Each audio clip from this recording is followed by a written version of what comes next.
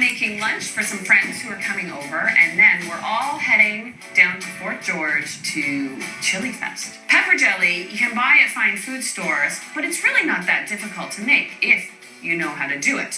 First I have to do is sort of draw out the flavor of the peppers. I have to create a pepper essence. So I do that with first 1 3/4 cups of white wine vinegar, and then 1 1/4 cups of water, and that actually becomes the liquid that holds the pepper flavor. I add a few sprigs of fresh rosemary to the liquid, so the rosemary and the peppers cook together, and that's why the pepper jelly is such a nice condiment, whether just on crackers on their own or beat into cream cheese. I find it makes a great glaze for salmon or chicken. I would even be tempted to put it on a ham sandwich in place of mustard. So I'm using 2 cups of sweet pepper and 1 cup of hot pepper. There we go. It's a generous 2 cups, but that way I'm just drawing out more pepper flavor. And I'll start bringing this up to a simmer while I work on my hot peppers. I'll split these down the middle. Now, if I wanted it to be super hot, I'd leave the seeds in.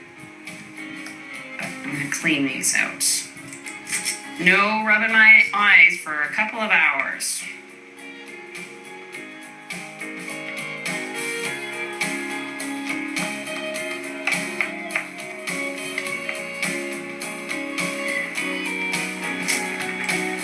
Now that it's come up to a boil, I'll reduce the heat to a simmer, and I don't want the liquid to evaporate, so I'll let it simmer covered for about 10-15 minutes. That's about the maximum point that all the essence from the peppers is drawn out into the liquid. So I'll use that time and get my jars ready to put the jelly in.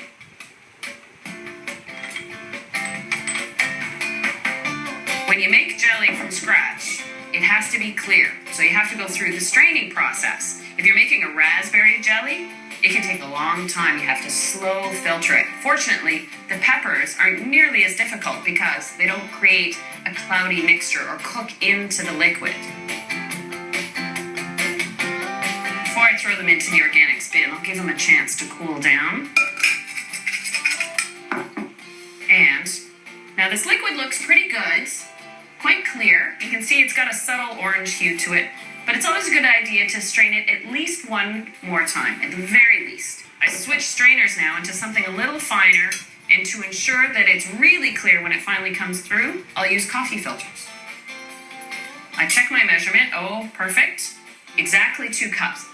So I'll put this back in the pot, because now you wouldn't want to make jelly out of this.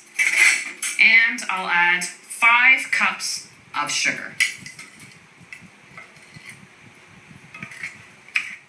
And unfortunately, as tempting as it might be to cheat and add less sugar, you definitely want it for the flavor balance because of the acidity, but it also helps the pectin set appropriately, so you have that jelly action.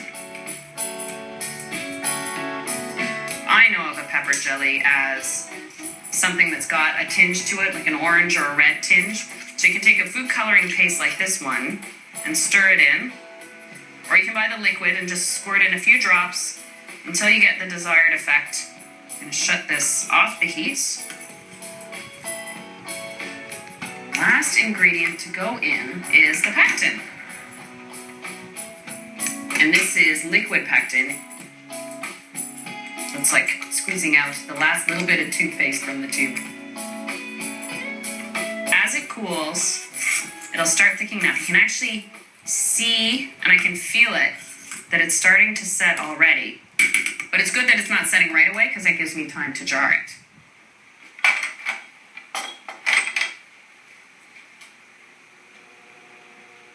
It is feeling, it's got a little pull to it. It's already starting to set. I'll let them cool to room temperature before I store them in the refrigerator. So isn't it nice? It's so clear. It's exactly what it should be. Well, I've spent enough time making crackers and jelly, as tasty as they are. Now I seriously have to get to the meat of the matter, the meat that's in the chili.